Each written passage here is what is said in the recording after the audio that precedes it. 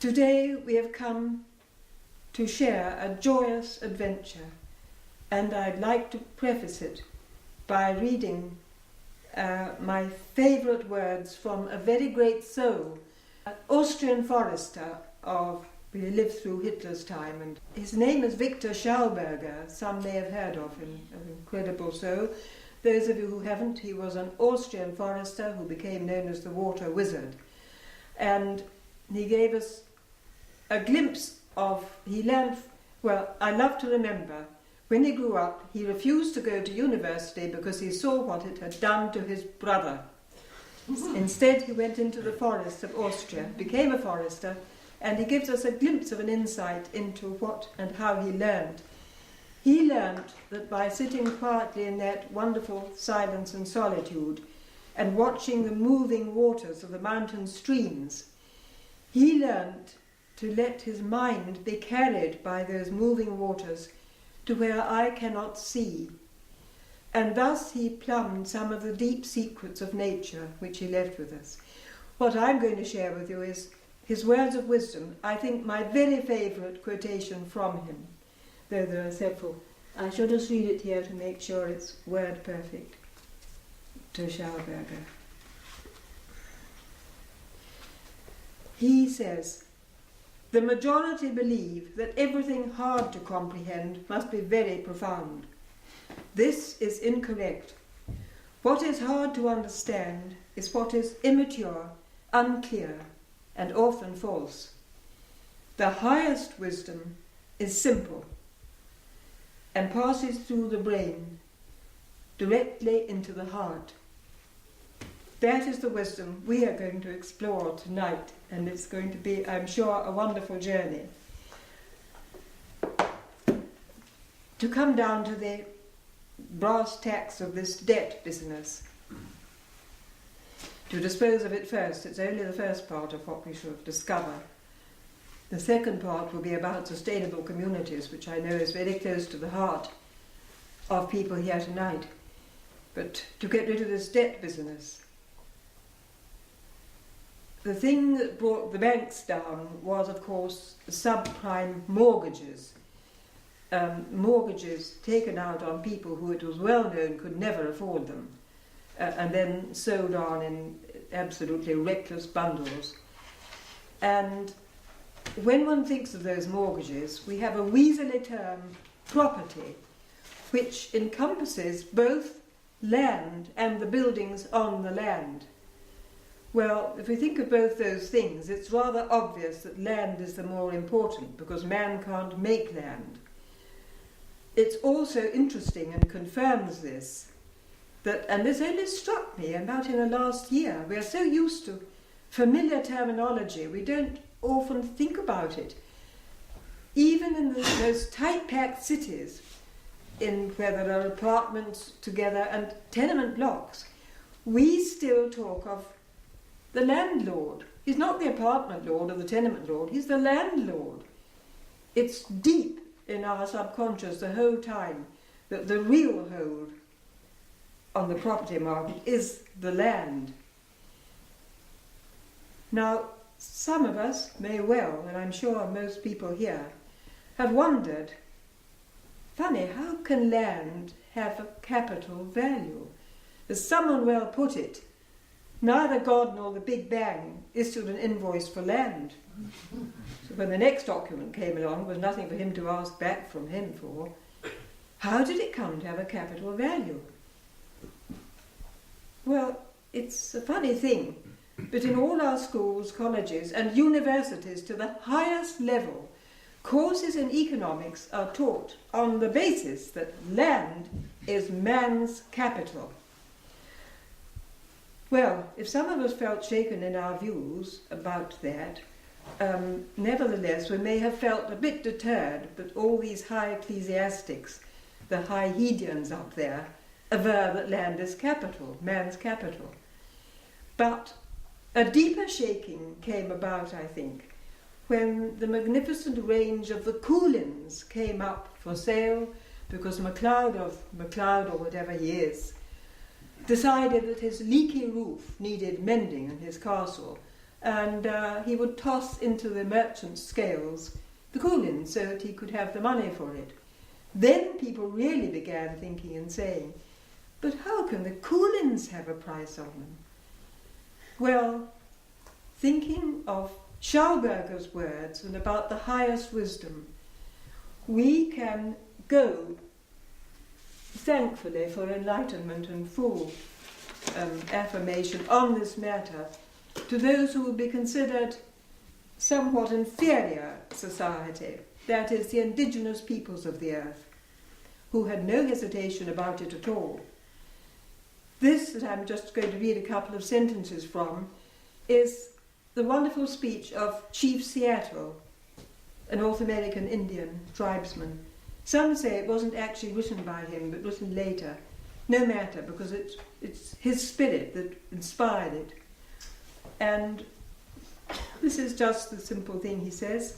How can you buy or sell the sky, the warmth of the land? The idea is strange to us. If we do not own the freshness of the air and the sparkle of the water, how can you buy them? The land is sacred to us, but the white man treats his mother, the earth, and his brother, the sky, as things to be bought, plundered, and sold like sheep or bright beads. Well, there is the highest wisdom speaking to us, the wisdom from the heart that knows perfectly well that Gaia and all of the wondrous creation under which we were born on this earth is not man's capital. It may be God's capital, or the capital of whatever force you call it behind the scenes. It's not our capital. But nevertheless, we have built our society on the concept that land is capital. And here I'm reminded of a very wonderful saying by Einstein, which fully echoes Schauberger. The intuitive mind is a sacred gift, and the rational mind is a faithful servant. We have created a society that honours the servant and has forgotten the gift. My goodness, and couldn't that just be dangerous, to allow a servant who may not know at all what the master is about to come in and organise life for us? But that's what we have done, and that's the situation we have arrived at through letting the rational mind be in the place of the master instead of the intuitive mind. It's dangerous enough, but supposing, in addition to that, this rational mind has led us to try to trespass against a natural law. Just think what a natural law is, the power of a natural law, nothing man-made about it. Think simply of the law of gravity, the most obvious answer. If you try and evade or subvert the law of gravity, leap off a cliff, it's likely you'll be turned into mincemeat at the foot of it. And that seems to me to describe exactly what's being done to us in this society now, turned into mincemeat for having gone against the intuitive mind, which knows that land is sacred and cannot be bought and sold. And so, we come to study the wonderful natural law which governs the entire field of our social and economic life, but is kept so suppressed, it is never uttered, never murmured in school, college or university, except perhaps by some who would be called a maverick. And it's so beautiful, so simple. So tonight we are going to look at that, and you can turn it up. By the way, I prepared these pages because I was determined. First I thought I must leave the law of rent in everyone's chair. Then I realised there was more and more, that I wanted you to take something away from you, not just words that were spoken, but something to get your own teeth into, to be able to make your very own. So here is the law of rent. And first of all, we're looking at it just on this sheet. It's, you know, you can see it's the second one. It is, of course, in my new book, as are the other items in this folder, which are obviously in book form. I meant to put in a margin, extracts from, stolen land. Anyway, we realise the law of rent would not be missed out from that. So here we have, quite simply, the diagram is so helpful. What we would call the top 4 land, 3 land, 2 land and 1 land. That is the best land. It doesn't need to be agriculture, it's put in the form of trees here. In the city it would be something, the 4 land might be at the end of a zebra crossing, so that everyone crossing the road goes into that shop, because it just reminds them suddenly they wanted something. Or a corner site which gets people going 2 ways. Anyway, wherever land is in use and a community arises and becomes active, there is a value, a financial, a monetary value that builds up and attaches itself to land. But it doesn't come from land, it comes from the community. And that is the vital thing that has been kept suppressed, as we shall see going a little further. I'm sure this need not take long looking at this. We can see that as 3 land comes into play, the ones who have got 4 land can straighten their backs a bit. Anyone can come and work this land, and they just hand me over, of course, one part of the 4 for rent. That's what it is, because you won't get any other land of this quality available to you. So it goes on down. Then he makes a little on the aside from just owning land, nothing else. Then you come to the point, the next one down, where the one who owns land can make as much from it by leasing it out to others as the people who are labouring, just for owning land. And then at the very bottom line you'll see it reaches the point where the one who owns the land creams off everything and leaves just, the merest bottom line. As more and more lower type land comes in, wages go down, he creams off the whole lot. He's the one that's rich. And we talk about closing the gap between rich and poor without looking at this natural law. It's absolute rubbish. It's just meant to keep us hoping and not looking at things at their root. So, now, how does this link up with debt? How does land come to have that capital value which we are taught so wrongly it has? We can see surely from this what is going on. Those who collect in the rents bundle them up for a few years ahead, for as many as the market will bear, and then land can be bought and sold. Hey presto, land is capital, it has a capital value. Don't you see, we're buying and selling land, it's capital. And we who have never seen the law of rent and don't understand the full picture are compelled to somehow go along with it. And it reminds me of a song that goes around now. And now I go and spoil it all by saying something silly like, "Here, dear sir, is the rent I owe you for your land." Good Lord, what rot! Should be saying, "Where, dear sir, is the rent that you owe to the community for sitting on this bit of land, which is of value to us all?" But I think of landlordism as the most outrageous and universal religion there is. After all, the earth is the ultimate temple.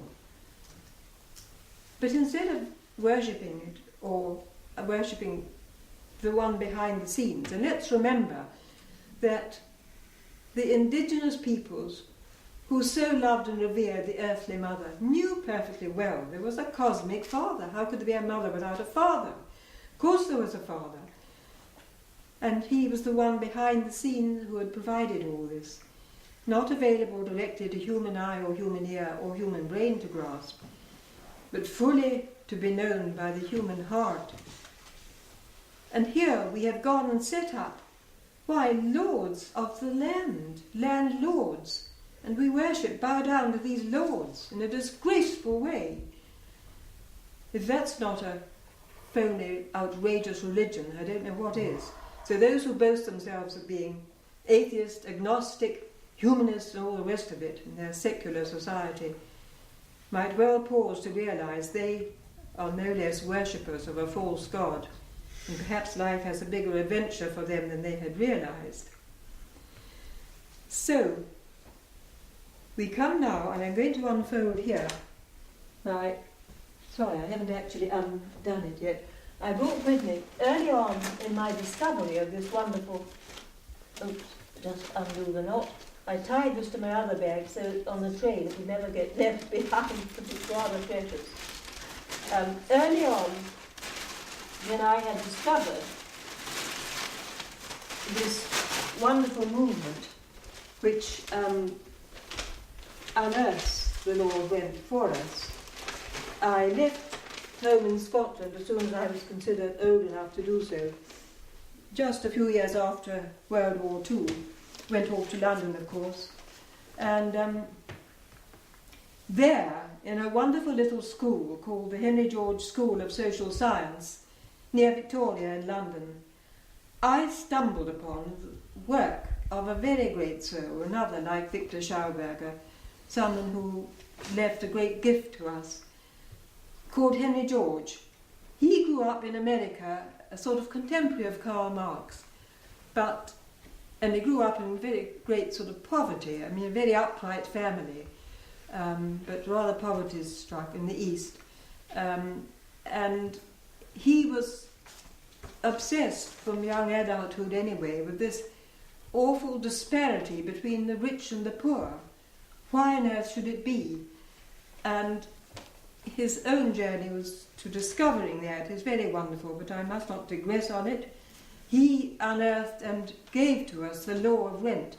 I don't think he gave it in pictorial form ever, but the little Henry George School, it's over 50 years since I attended it, and I can't remember just where this law of rent came to me, whether it was from Land and Liberty, the journal they published, but I think it must have been from the school, which was excellent. And I was so thrilled with it that when I got home, in those first months or whatever, I decided to make it out in enlarged form.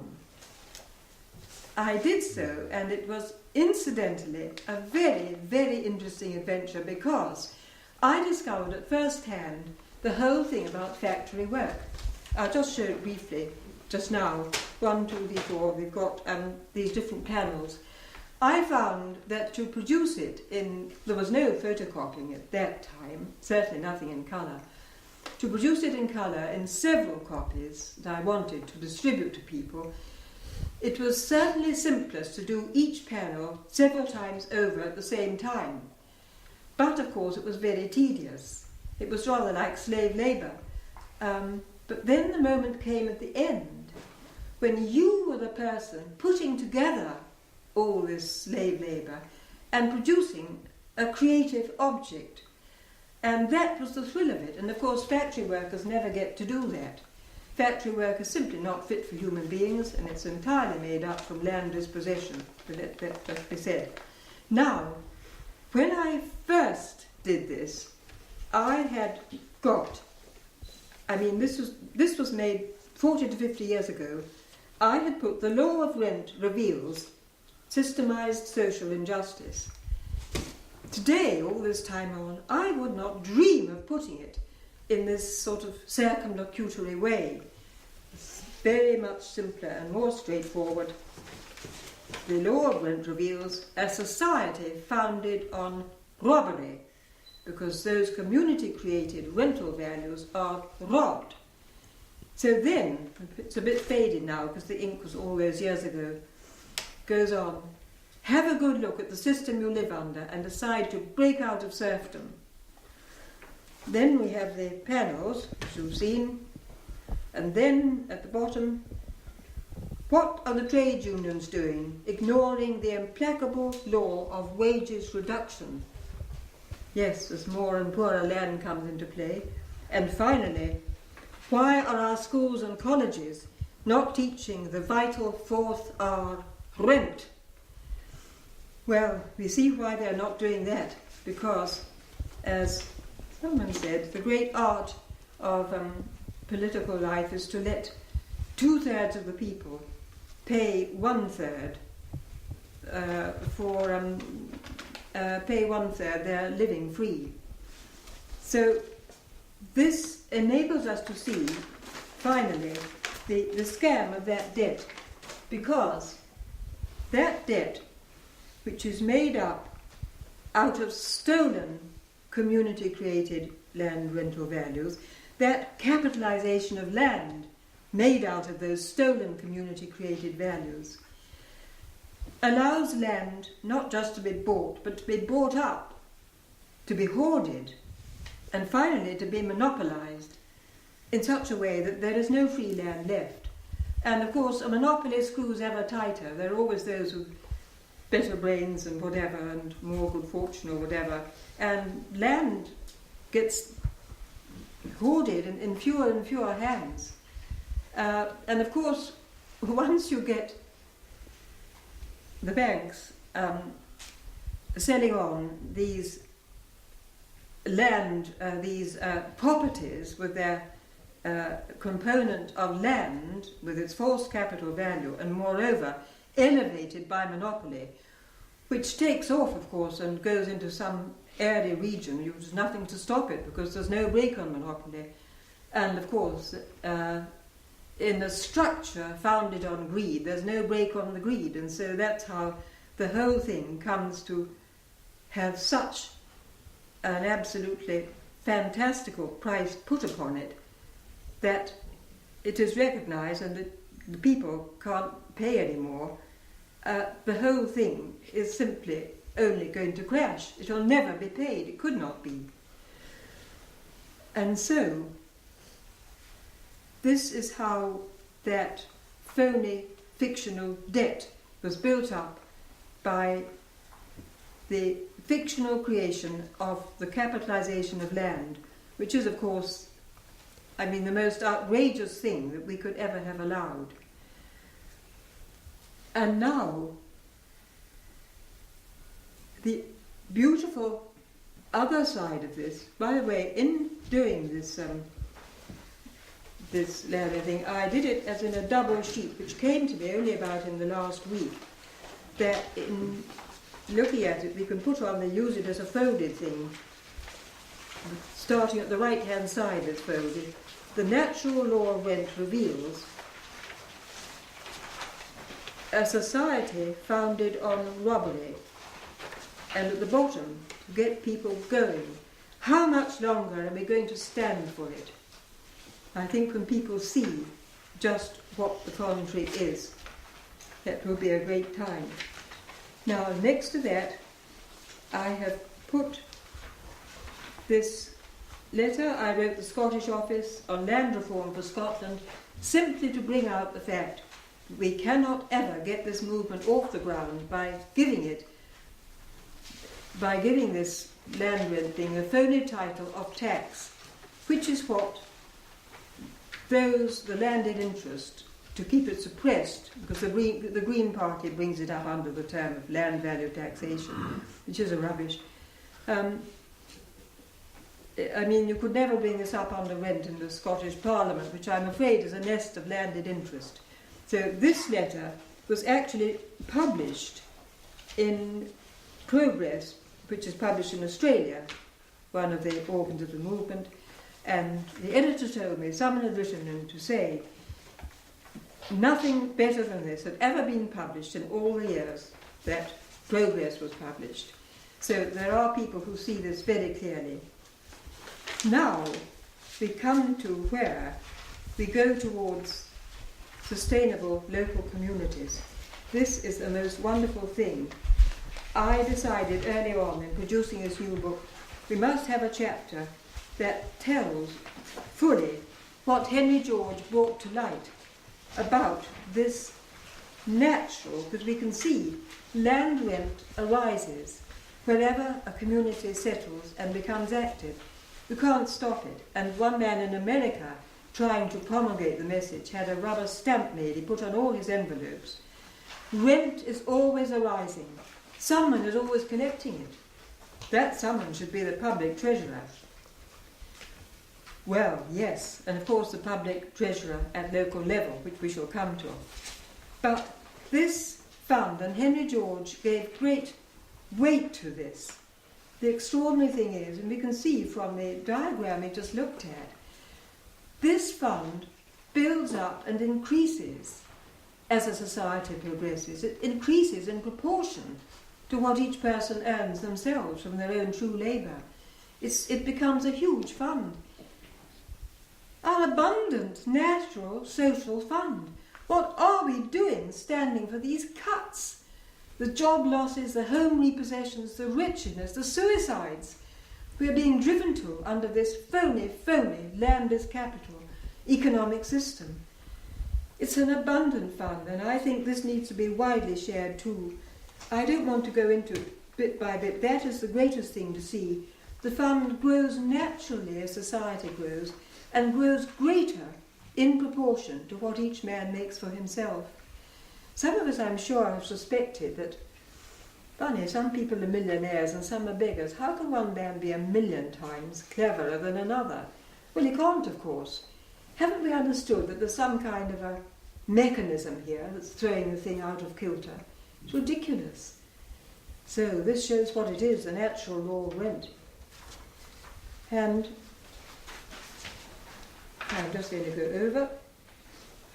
In the end, as you can see from reading this, in actual fact, all taxes are paid out of rent. Because people try and say, oh, the rent of land wouldn't be enough to support it. Well, for one thing, in a ruined society, I mean, the need for finance is simply a bottomless well, isn't it?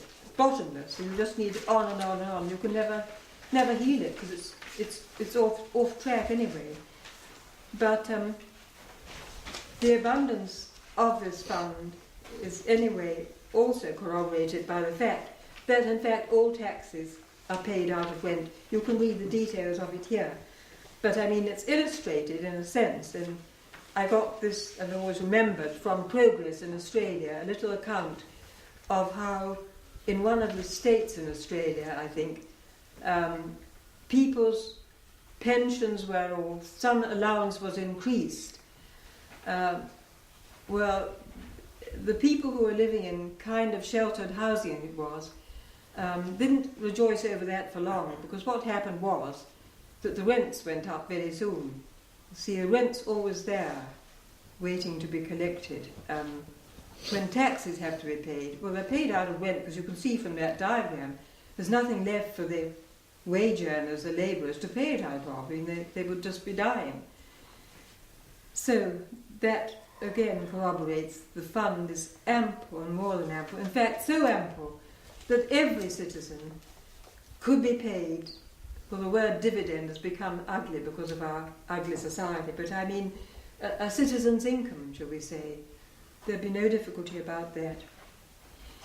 Now, this is where we come to the great discovery for those who wish to build local, sustainable societies. The key to that is this law of rent, this natural law of rent. Because in instituting it, it must be instituted locally. Because who knows the value of the land as well as the local people? It's they who know the value. They can assess the land, they collect that value, and they distribute it. We are back to grassroots. It's small communities, wardships in a town, little areas, Leith and so forth. None of your council sitting up there near Edinburgh's Rock, which I believe is sitting now on some of the land that was the place of that wonderful Ark Cafe, which the council so disgracefully closed. Anyway, it's local, and so that brings power back to local communities. And obviously, with local communities at a very grassroots level, there are activities for which we need a more joined up undertaking. Railways, posts, all sorts of things. And the beauty of it is we can federate together by delegating people up from these grassroots communities. But this is absolutely vital to understand from the beginning. The fiscal power remains at the grassroots. Why? Because he who pays the piper calls the tune.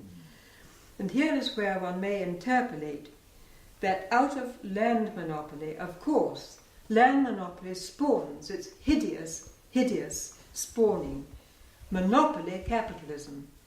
And one of the tragedies today, when all those people now in campgrounds and Paul's, it's against capitalism. It's nonsense.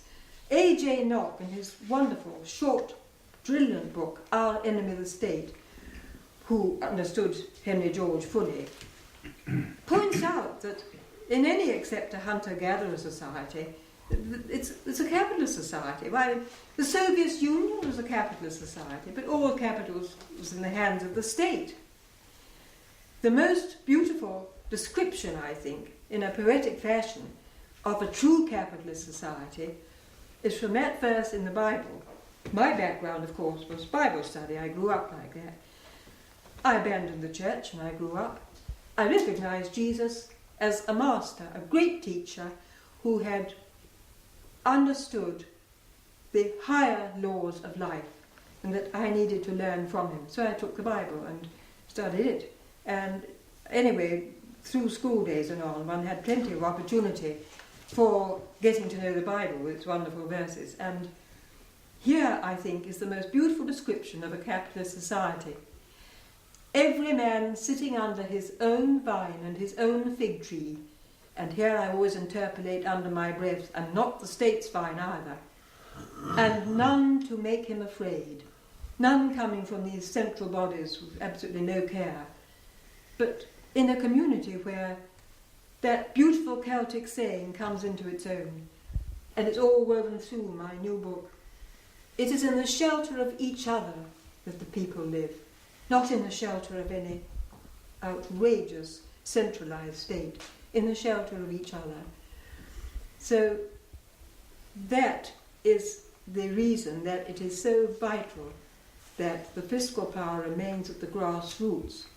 Now, not only does land monopoly spawn monopoly capitalism, but monopoly capitalism, by the way, in this book, in the chapter Dispossession by its various devices, you will see how that landed interest through venture capital and all came to take over more and more dispossession of people. I mean, today, in those apparently lauded BRIC countries, Brazil, Russia, India and China, and their economic miracles, they are founded, these economic miracles, on the dispossession of people, not just by the thousands, but by the millions. They're going to come a terrible cropper when the time comes that the intuitive mind awakens somewhere. Anyway, I have captured in this book too a statement that I thought, by Nye Bevan. Now, in the 1950s, I suppose, when I was in London, Aneurin Bevan was one of the politicians. Now, he let the cat out of the bag in this statement, was captured on a web somewhere and got it sent by someone. When the state tries to control big business moves in and takes control of the state. So this is the further reach of land monopoly into monopoly capitalism, and finally that grasping, getting hold of what it needs, the legislation, of course. That's why you have this Committee on GM Foods set up by the government. And wasn't there a certain, perhaps I should not mention names, but a certain Lord somebody who was deeply invested in GM foods sitting on it? It's become so corrupt they don't even think they need to hide it anymore, because they feel the people are so disempowered, they've no way of hitting back anyway. But that's what happens to take over the legislation too. And that's what I mean is the ultimate goal of all this land monopoly. Anyway, so that is why the fiscal power must remain at the grassroots, because he who pays the piper calls the tune. And that's how the landed interest calls the tune, through every organ in this country of government. Our council in Perth and Kinross, I'm afraid, is not in very good odour with the people. And one can see there the influence of the landed interest in every direction. Anyway, it's the same throughout the country. But the other thing is that in federating together, I would like to speak to you briefly, make known to you, if you do not know of it yet, a fairly new movement born on this earth, mostly in North America and Canada at present. It's the bioregional movement. Has anyone here heard of it? Oh, good, good, two anyway. It's a wonderful movement. It's simplicity itself. It's that mankind should inhabit the earth, as he originally did, in their bioregions. Of course, the mountain people, the people of the plains, the people of the river valleys. And so it reasserts Gaia so beautifully in this way, against all that masculine-dominated dividing up of the land according to, power cliques, all originating in land monopoly. Though the bioregional movement has the people of each area form themselves into small bioregions, first very small ones, just as we wish to do with local sustainable societies. And they federate together, slightly bigger and bigger, and I remember the name of the top one is the biome, B-I-O-M-E, that's when it all comes together. Now this interests me so much, this movement. I wrote an article, a very full article about it in 2007. They're all my articles that have been published by a very wonderful monthly publication, Comment, in Aberfeldy. I must mention it. They published 14 of my articles, and really it's very difficult to get articles on this radical subject published. The permaculture activist in America has been another good source. But so I wrote that one, and I already put a section, a good section about the bioregional movement in the Birthright in Land. It was such a thrill to discover. I always meant to get in touch with it because the person whose book I studied with such interest, beautiful little book, Boundaries of Home, Mapping for Local Empowerment, by one called Doug Aberley, who dedicated his book to Caledonia, old and new. He's away in Canada. But he hadn't forgotten his Scottish roots, and he dedicated it to us. And I want to say tonight, I think the greatest gift we could give to that bioregional movement, well, it's twofold. One is to structure our new local sustainable society, sustainable communities, on the basis of the bioregions, and secondly, to provide the bioregional movement with the one layer of mapping it has not undertaken and does not seem aware of. What they do so beautifully to make this a down-to-earth movement of ordinary people, it says, start by mapping your land, get to know what is there, what is precious to you, and don't let the experts take over from you. You can take a bit of help on their side from, but it's the local people, the humble, ordinary local folk. They must map their own local area, put in the things that matter to them to be preserved. My goodness, what we've lost without that, what we've lost. And then they've got several layers then, so they have the flora and fauna, of course, the different peoples of their different nationalities or whatever they are, the different industries, the work that goes on, and the history of it all, how it used to be. They do all these maps, but they do not map the one thing that is the key to all except the basic flora. Well, it overrides the basic flora and fauna sometimes when it's up to. The mapping of the land's annual rental values, where the wealth of the community is disappearing to. They need to make that map. Well, I finally got round. I never got round to sending Birthright out to Doug Aberley, but I did make a point of sending Stolen Land out to him through Groundswell, I think new publishers on Gabriola Island, Canada. They published his book. So I only sent it out a couple of weeks ago, I think. So I haven't heard yet, but I shall be so interested to hear back from Doug Aberley if he had any idea about the law of rent and what they've missed out on. And I think, as I say, that the most beautiful thing for our local sustainable communities to base themselves on, along with the law of rent, is this bioregional movement, because it's veritably, it brings Gaia back into our lives so beautifully. Now I'm just going to, this is a very useful sheet because it keeps one in check as to where one has got to now. Oh yes, yes. In this book I had included a very wonderful article called Imprisoned Ideas. It was written by an MP, W.J. Brown, and appeared in The Spectator in 1947. Well, it came my way in early days in London, and I'm afraid after 50 years I can't remember where it came from. But I treasured it. It's been one of the great educators of my life, and I wanted to include it also in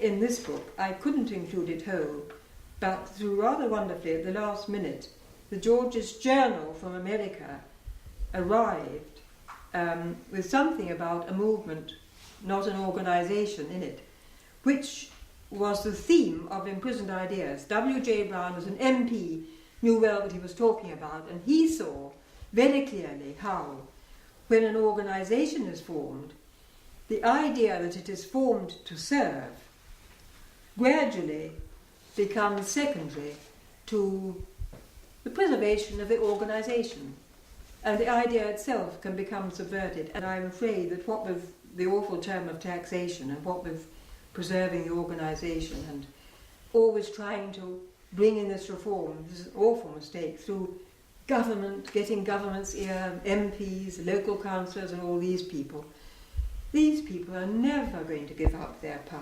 Never, never, never. It's the grassroots we must reach to. It's the ordinary people of Scotland. So anyway, I managed to fit in some vital messages at the start. I managed to grab that bit and put it in about a movement, not an organisation. When you think about it, actually, an organisation is just another form of centralised power. It's always got a power nexus at the top. A movement is something that moves with the ordinary people, each in their own area, doing their own thing. It's all we need. And I'll come to something further about that later, which is very beautiful. Now next, the other thing, the last of my, 7 and 8, I put it in reverse sides. I had to carry all these, so I couldn't do single sheets. I wouldn't have been able to carry them. So it's 7 and 8 on the reverse side of the last sheet. Historical setting, which gives you a bit of an idea of Henry George and his work and how it's been subverted.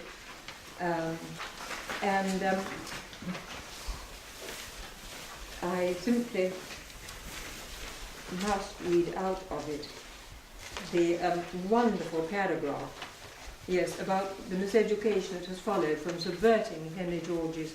In all sorts of subtle ways they have made, they brought out neoclassical, or whatever they call it, economics, and land as capital and all this, which is, Henry George, you see, his radical thing was, he saw that at the root of economics, there's not just capital and labour. First and foremost, there is land in a category on its own, and that is primary. Then comes labour, and capital is only the result of labour applied to land. So you see, it's very radical.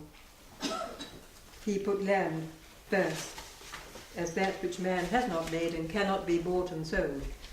Anyway, in the subverting of it, Professor Mason Gaffney, a good man today indeed, over in America, he sums up the situation about the miseducation that goes on today, and I love it. I'm going to read every word of it. This paragraph, the third last. Professor Gaffney indicts neoclassical economists for the damage they continually inflict on students. Here are his words.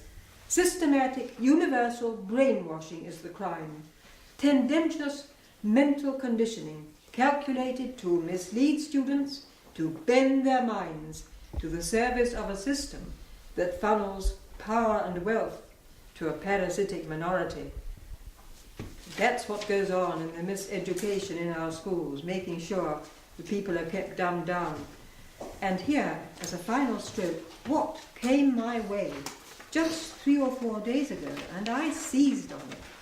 I bought the latest issue of Comment, just to see what was going on there, and skimmed through it, and I found this gem of a letter, written by one Michael Gallagher, and his address is given in Cooper Angus, published first in the Perthshire Advertiser, and seized upon by the excellent editor of Comment, as something indeed to put in here. It's about not just the disempowering of the Scots, but the peculiar disempowering of the Scots, far more than of the English, far more than of any other Western democracy, an extraordinary disempowering. And he starts off by saying, some years ago I studied Scots law at Dundee University. The main thing I learnt was the utter powerlessness of ordinary people in Scotland, more extreme than in any other part of the United Kingdom or any other Western democracy. I will leave you to read the rest yourselves. You can enjoy it. Because why? This disempowering of the Scots, deliberate disempowering of the Scots. Now let me just find my front page again. Here we are. What is the obverse side of it?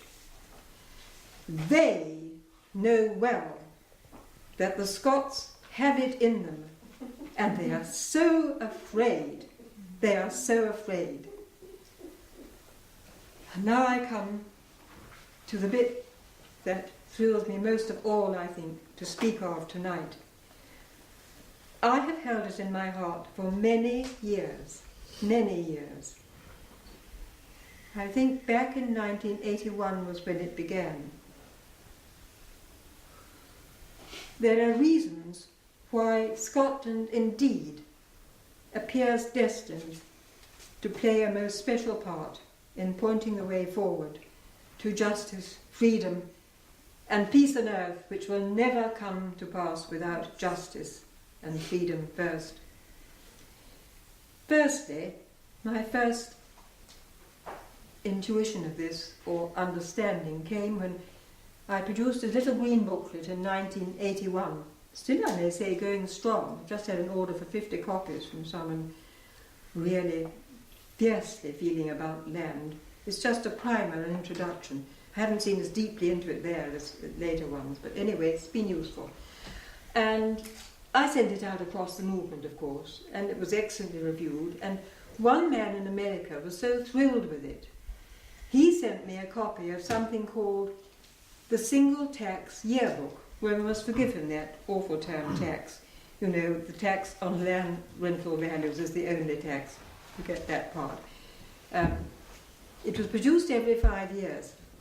In it, the chapter I became absolutely fastened on when I saw its title was Forerunners of Henry George. I wanted to know who had preceded him and who they were. My dears, there was one Italian, I think, one Spaniard. There were 7 or 8 Scots. Scots! We've got a gut understanding of this matter. There's no other people on earth that have seen that. In this degree, this number. It's incredible. So then I felt, yes, I was drawn back to Scotland through a journey I went, but I mean my radical work after a degree in Russian. I went into liberal studies to open up the land question to young students and things, and of course the black grapevine, you were eased out of that job, never got another. So it was beautiful. I made my way back up to Scotland, having so lost sight of my roots. It's an awful thing, but I will share this with you because it's many people find the same, I think. When it became clear I could no longer have any work in educating in the south, my husband took me to, I thought we must get out of London anyway. I just knew, as someone who knows the land thing, that the whole thing is rotten and will fall one day. So Tom took me to many lovely parts of England. He came from Nottingham. And I felt puzzled and somewhat ashamed. Even places like Malvern, I couldn't feel anything about them. I felt ashamed, as if I were ungrateful. I couldn't feel I could ever settle there. And you know, it took me the buying of a community journal in a wonderful shop, which I think probably still exists in Baker Street, London, Whole Food, which has a sort of book section. It took me having to buy a copy of this community journal and read an article by a Scotswoman who had found her way back to her roots in Scotland. And immediately I read this. I thought, but that's what I am. I'm Scottish. I can't settle down here. I must go back to my roots. So that's how it came that I did go back to my roots. And what a wonderful directing it was. So anyway, the second thing that has deeply impressed me about why the Scots are so especially destined to take this matter forward is, I read a few years ago that in Scotland, are, amongst perhaps other places on the globe indeed, but in Scotland there are the most ancient rocks in the world. Now, this is something that has gone very deep with me in recent years, because I have had a strange experience with rocks. I have discovered at first hand that where deep emotion is expressed and lingers in an environment, that emotion gets stored up in the rocks that are there, stored up as in a battery, waiting for when the moment comes to explode. And I went through a severe experience, and since then I have thought of the Highland clearances, the terrible suffering and anguish of the people who were cleared, the awfulness of what happened.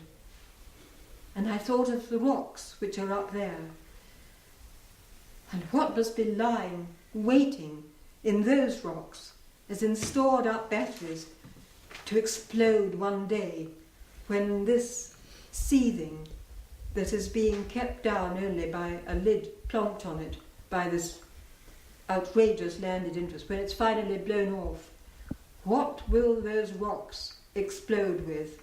What will happen then? And I remember, because I had this background of some Bible reading knowledge, I remember Jesus' words.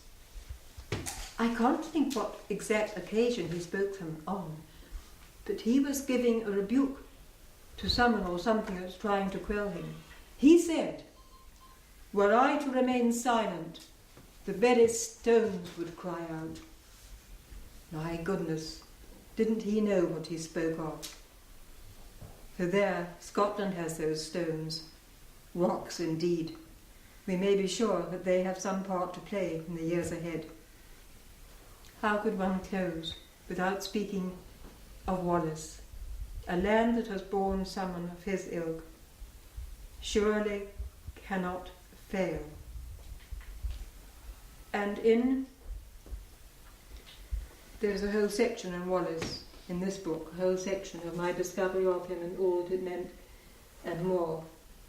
But in this book, I chose to place in the page of dedication a verse which I came upon in the writings of D.C. MacDonald, who brought to light what William Ogilvy was one of the 7 or 8 Scots who preceded Henry George, 1700s into 1800s. All through the Scottish Enlightenment, of course, he was never given any place. That phony Scottish Enlightenment, well, Adam Smith said a bit, but I mean, he couldn't go all that far because one of his patrons was a noble lord of some kind, and he was also in the pay of Glasgow University, so he had to pipe down a bit. But D.C. MacDonald wrote this book. He brought to light William Ogilvy's work. He called his book 100 years ago Birthright in Land. So I carried that title forward, saying by William Ogilvy, and the state of Scotland today. In D.C. MacDonald's book, there is a verse taken from, must be a longer poem. It's called, so touchingly, Song of the Little People. We are those little people who would repeople the earth in a goodly manner. We are they. And this is what it says. And there is more to it than you will first gather. We will bring that to light. And still the name of Wallace White and the death he died that day breathe upon Scotland the sacred light which never fades away. When I read that verse, it went so deep into me, and I thought, why does it go so deep? What is it? And suddenly I saw it's that word breathe. You see, it says, breathes upon Scotland the sacred light. You would think it would say shines, but it doesn't say shines. It says breathe upon Scotland the sacred, and breathe, breath is life. Wallace is living still, and we dare not fail him. He knew that it was not just a question of ousting the English king. Even the film Braveheart brought it out in one brief part. He was talking to one of the Scottish nobility, and he said, "Oh, your men will fight for you all right. If they don't, you'll put them off your land." And here I may add, it is recorded in my bigger book, because that has got a bit about Wallace, I mean a whole section. Wallace established as good as the first real democracy in Europe. Now let us just remember, in this book I have a chapter which was dear to me to write, and someone said it was almost their favourite. It's called Reclaiming Our Language, Imposter Terms. Let's just look at that word democracy, because it actually comes from two simple Greek words, demos, people, and krato, power. It means people power, and if anything we're a greater mockery of democracy today. So that word democracy should be spelled D-E-M-O-C-K, democracy. But of course it doesn't come out in the spoken word, so I go into what we might substitute it with. But he established it, and he called it was a council of the people, he called it. And he called it by the name in the Latin that was used for official things in those days, communitas. But that was another of Wallace's achievements, and shows that he, well, as we know, he reached right to the ordinary people, and it was them he embraced. So we need to complete Wallace's work, and that means establishing these communitas or councils of people in local, sustainable ways. Now, I think the time has come when maybe enough of us feel strongly that we must indeed carry this idea forward, and so put forward our ideas. I thought a very simple and useful thing to do would be, now this is a friend of mine who hasn't wished his name to be spoken yet, but I'm sure we will come to know it. He suggested a few years ago, but never got any further than a suggestion, that there should be let's just say a news sheet published in all the areas of Scotland and all the local areas, with a brilliant title. I think it's brilliant because it does for the whole as well as the parts. Home Ground. I thought that's perfect because it applies to every single area equally. And then Home Ground. It's we don't need to remember that this is called that and that. It's all home ground. It speaks for the whole as well. So those are my three. Oh, there's a third suggestion. Yes. Did I miss this one out? Mapping the land. I've spoken of it before, of course. So saturate Scotland with the law of wind and the abundant natural social fund.